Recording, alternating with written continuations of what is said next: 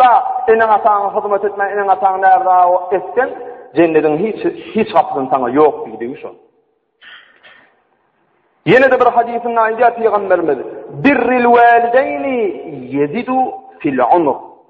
Yani ene atağına hizmet etmek ömrünü uzaldır diyor. Eğer kim ene atasına Allah rızası için hizmet edip ene atasının alkışını alsa deyiptir. Onun şol adamın bilin ömrü uzak olur, ömrü ziyad olur diyor. Şunun için ene atamızı hakkında bu aydıran hadisleri bir yaz söyleyin diyeceğim abi. Ve ene atanın yanlışıp dağım bir zat diyenine ufsedin diyemeyeceğim içinden kalbimden innehu alimun bidasit sudur. Şüphesiz Allah yüreğin zatini bilgucudur. Gene de bir minutta neyine fikir edeceğini bilemez ama o Allah biliyecek bir minutta neyine fikir edeceğini. Ufsedin diyemeller Kur'an-ı Kerim'de Allah Teala ufsedin bidar olayan sözün diyemeller deyip içinden bidar olup dilinde diyemenin hayrı yok. Allah Teala içinde bidar olup şu enin atağın hizmet ediyenim oldun, şu içinden bidar olup ediyen hizmetinin biliye o Allah hemme dadı biliye. O Allah'ın onu hemme dadı aynen onu yani buyurun dur seni yoksun bağırdın Allah. Şunun için Allah'ın radi edecek olduk, enin atağın irveden olsa radi edecek olgun.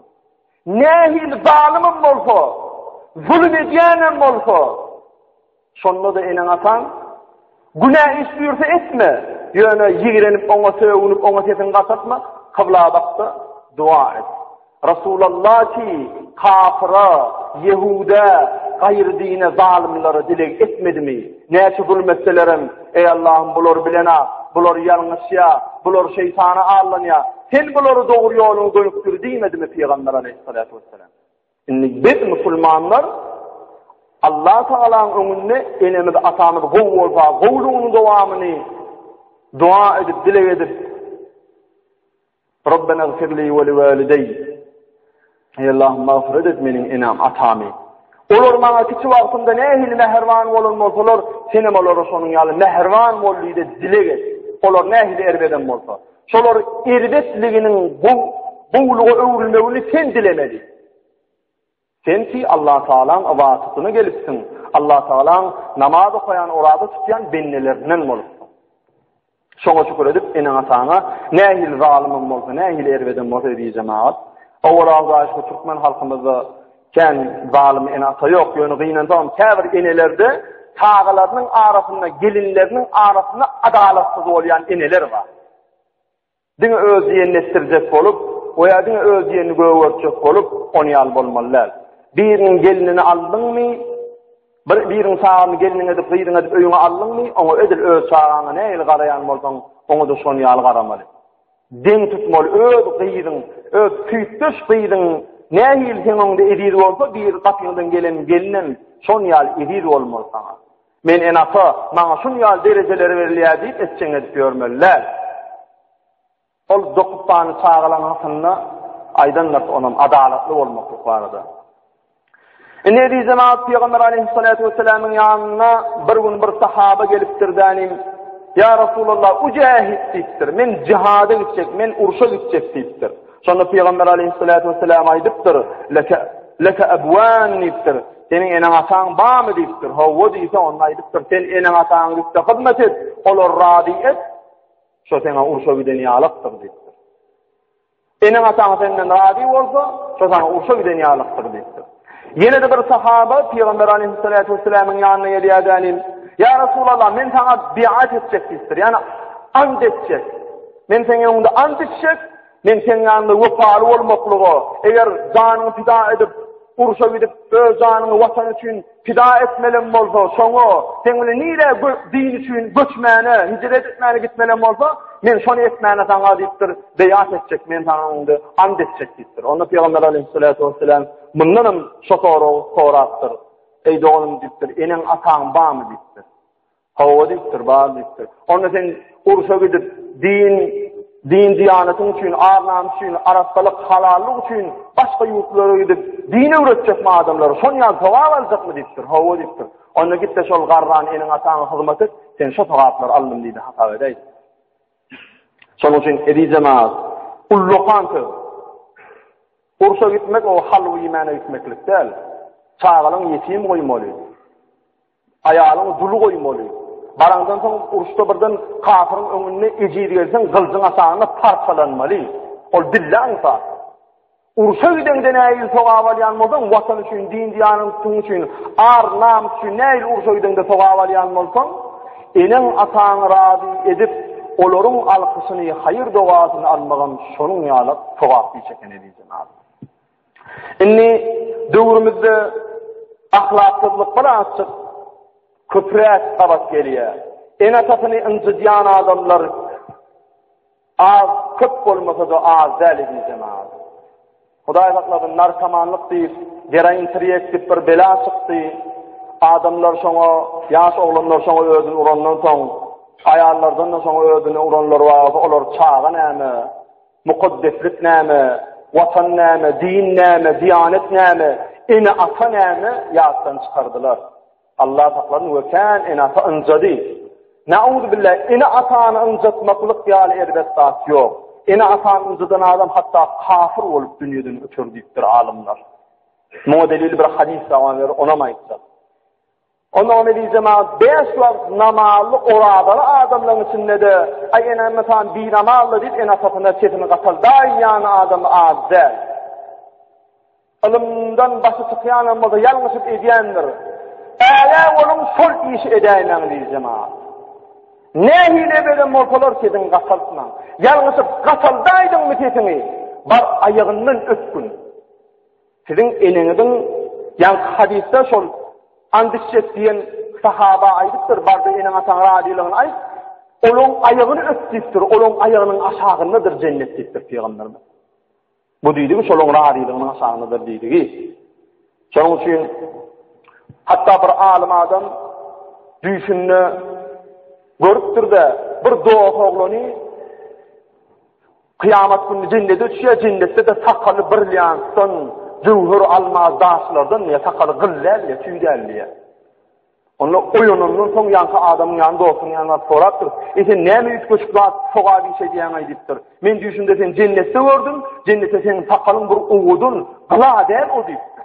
Ondan aýdypdyr meni bülle ýerden enen janyň radiylygyny alyp ýasanja enen maşon hyzmatyny edip, iň sonunda ýanyndan çykyp gidende de aýagyna uşanda sakalyň şoň aýagyna sürtülýär diýipdir. Bu şoň hikmetidir diýdi. Atullokan gurgun edileceğim abi. Allah Teala'nın şoň üçin namazly bolup dagy eneň atanyň daýmylar, bi namazlara da eneň atanyň tutmaklygyny erbetdigini düşündürüm. Şu hadis bilen cemlali bir cemaat wagtymydan boldy. Peygamber aleyhissalatu vesselam'ın amamlar üçin bir sünneti var. Amam bolýan adamlar üçin. İýdine öwürlenden soň namazdan soň tesbih sanap subhanallah, elhamdülillah, Allahu ekber diýip durga cemaata bir seredýän eken. Kim gelipdir, kim gelmändir. Eger gelmedik adamlar bolsa Peýgamberimiz şoň halyndan habar alýan eken. Eýgilik mükäwir, yaranakmyka, näme sebäpden gelen safara gitmike, safardan tagaman geldimike, yaramayan bolsa yaramayanlygyny adresini bilip gidip şol gelmedik cemaatin halından habar alýan eken, Allah şifa bersin diýýän eken Peýgamberimiz. Ana şol ýaly bir gün ikindi namazyndan soň Peýgamberimiz sallallahu aleyhi ve sellem ýerine öwürlüp tesbihana turka hemişe belli bir sütünün aşağında tesbihana oturýan bir oglan bar eken. Şu oglana gözü düşmändir Peýgamberimizin. Bir gün gözü düşmändir. Sorapdyr sahabalardan bilemizler. İki gün gözü düşmändir. Sorapdyr sahabalardan bilemizler. Üçüncü gün Peýgamberimiz çydamandyr. Ey sahabalarym diýipdir. Barın şol oglany bir zat bolup durýan, gidindeňin kimdigini bilin, kimiň oglulygyny bilin, nire ýaşanlygyny bilin. Şol oglanyň halyny habar alın, gelen akşam namazı hem ise gelýärdi diýipdir. Ona hadarda Osman radıyallahu anh 4 çaryalyn kilendi. Gidip ondan sonra şol oglany tapypdyr. Ya Resulallah diýipdir, plan ýerde ýaşaýa, plan ýerde oturýa, planyň sagasy diýipdir. Sonra Peýgamberimiz sahabalar ýanyna alypdyr, ýörüň gideliň soramany diýipdir. Barypdyrlar, görseler hakykatdan hem bu ýaş juwan, ýaş oglan yaraman ölüm ýastygyna ýasan eken. Çetelläpdir. Resulullah muwazzin ýanyna baryp halımını haber alıp Resulullah emmedat ayan bunun azal yakasından tutanlığını ömrünün sonunun gelinliğini anıptır. Yüzü bir üyütkâptir Peygamberimizin. Sonra La ilahe illallah Muhammedur Resulullah deyip kuluğunu tel'in etmeyene duruptur Peygamberimiz. Yani o kelime-i şehadete istircak oluptur imanlı gitmesi için. Yas oğlun şehadeti aytacak olyadı ama dili uğurlanak diye. Peygamberimiz kaç kapı oluptur. Korkya çünkü bir ümmeti kafir olur dünyadan ötüp var ya. Sahabalarını duyuptur. Barın bunun kakası var bilin deyiptir. Ya Resulullah kakası yok mu deyiptir. Ecez var bağır çağırın deyiptir. Ecez çağırıptırlar. Ondan sonra aptır. Ey enecan bu oğlunun neyini edin etmişi var da bu oğlun ağzını kelime-i şehadeti getirbilenak. La ilahe illallah Muhammedur Resulullah deyip bilenak. Neyini günahı iş etti mi deyiptir. Bir ervet günahı iş ediptir yoksa beyle olmalılar deyiptir. Kelime-i şehadeti namazı gelip öğren adam. Testifana öğren adam. Allah'ını zikir edip öğren adam. Diline geleyimeli şehadet deyiptir. Bu bir arak içeyen adam der ki ahir deminle kelime-i şehadet diline gelmedi deyiptir. Onunla ya Resulallah sorma bana men sana aytmayın sen aytsam hafa olurdun deyiptir. Zinanardın deyiptir. Yok ayt düzedölümün deyiptir. Onunla ya Resulallah ünküdünün deserin olsun gözü aksın dili aksın deyiptir. Men sana dit dua ediyen son için diline kelime-i şehadet gelen aksıyıptır. Ey enecan deyitme öz çağıran öz bağlan nem için senin o beddua ediyen neme yaman nağıttı bu namazlı oğlan değil mi deyse ey Resulallah bu oğlanı men doğulanına beğendim sen saat oldum Allah'a şükür ettim bunu terbiyeledim yetiştirdim öğürdüm 25 yaşamaka öğrenimden son bu oğlan öz hileğinin getine gidip meni anzıttı. Hatta bir gün yağış yağıp durqa menin ayağım yalangıç, meni köçe koydu deyiptir hileğinin getine gidip. Na'udhu billah. Onunla Resulullah ne hili yamanlığın edenliğini öz ummatını azap, öz ummatının doğdu hayananına gıynanayan Peygamberimiz ağlamanı duruptur. Ey enecan! Allah'ın adından sana haiş ediyen, Allah'ın adından sana yalvaryan, oğlun günahını geçey, oğlundan radi olay, doğduğu gidip bariya deyiptir. Ene radi olup gelen aktiyada şeyde ıncıdıptır, kalbinde şeyli bir oğlun öykü vadiye bolur ya Allah diye. Bu işin bolmazağını bilen Resulullah Allah'a yalvarmanı duruptur. Ey Allah'ım, men sana yalvaryan, sen bana ummatın hakkında ne dile etsen kabul edecek deyip söz verdin. Men senden yalvaryan ey Allah'ım şu ene, şu ede, görküz, şul oğlun hadir enes öz rabi olman ötün yağdayınna, ölün yağdayınna kabırda ve o dünyada gördük doğduğunun bir bölüzüğünü, azabının bir bölüzüğünü görküz şu ene deyiptir. Şu ene yüreği yumuşak, sağabına azab rabi oldun, kafir olup gidip var yemenin ummatın deyiptir. Allah Teala Resulullah'ın duasını kabul etti diye ve şofaydı ine bir şeyle bir kudret görkürdü, inenin gözünü göründü diye öz sağatından nerede olsa sol sağa kabırdı, nehiyle adat veriyenliğin gözünü göründü diye. Sağa kıygırıya diye oğlan, ey ezedan, benim üstümem ot, sağımam ot, çetimem ot, asağımam ot, önümem ot, arkamam ot, vay halıma bana rehimin gelsin edezanip ağlamanı durdu diye. Mıngtetine çıdaman, tövbe ettim ya Rabbi, men öz oğlumdan radidirdim. Radi men oğlumdan ya Resulallah diye, radi oldu diye. Şondan son bu oğlunun dili, la ilahe illallah, Muhammedun Resulullah diye şehadet getirdi diye. Na'udhu billahi bi cemaat. Ten Kur'an okutamam. Neyse namaz okap, ten orada tuttamam. Enen atan, men şu oğlumdan nerdadır, meni ıncıttı deydi mi, na'udhu billah, imanlı gideyin mi senin diline öğülmez o kelime-i şehadet. Şunun için, eneni de atanı radi edin. Eneni de atanı dünyadan ötüp durmayın. Peygamberimizin yanına gelip sorardılar, ya Resulallah men enem atan dünyadan öttü, ben o dünyadan ötünden son nehli yaxşılık edeyim, ben dünyadan ötmese yaxşılık edip yetişmedim deyse, Peygamberimiz aydıptır. Ey dostum deyiptir, sen enen atan gowurup gatnaşan adamlar bilen gatnaş, onun kabrini, kuburunu ziyaret et, ona ayet tevhid et. Şol sen enen atan ölünden soň etjek ýagşylygyndyr diýipdir. Şoň üçin eri cemaat, enem atamyzy birke kadryny bileyli.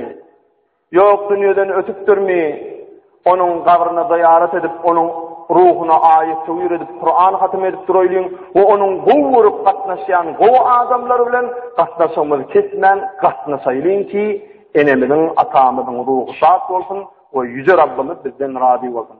وآخر دعوانا أن الحمد لله رب العالمين وصلى الله تعالى على خير خلقه محمد وعلى آله وأصحابه أجمعين الطيبين الطاهرين وعلى سائر الأنبياء والمرسلين اللهم ارحم جميع أمة محمد يا رحيم يا رحمن برحمتك الله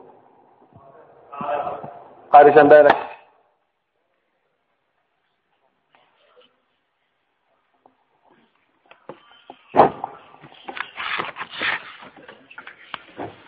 سبحان الله